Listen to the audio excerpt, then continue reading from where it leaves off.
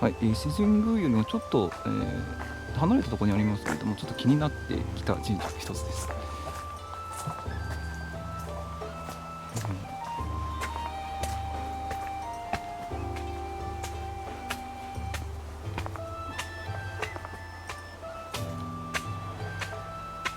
非常にっていうか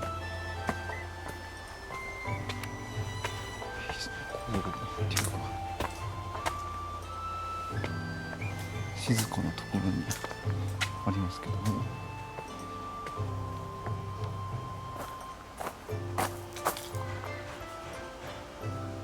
周りはね一応住宅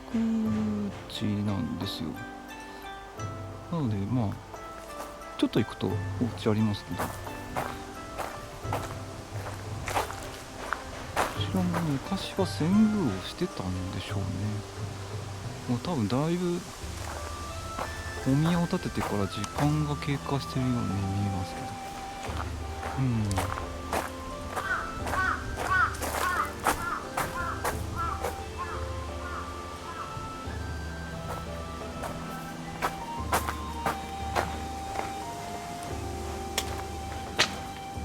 うでしょうね。いつ頃のお宮でしょうね、建てたの。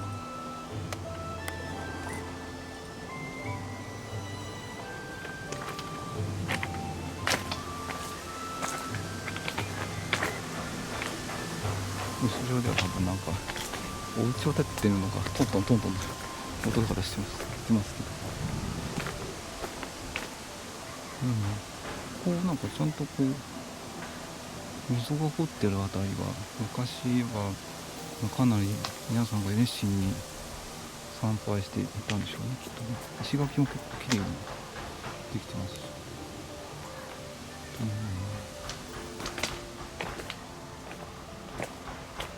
結果としては伊勢神宮、と一緒の作りとなってますけども、なのでこちらに遷宮の場合はこっち横に脇に立てで、今こっちっていう。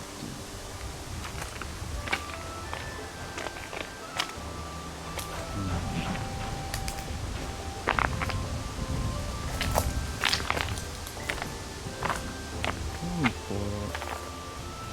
言われ的なところは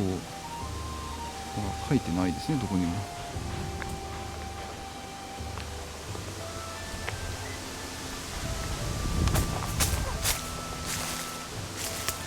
こちょっと谷になってる。なんか不思議な空間がありますね。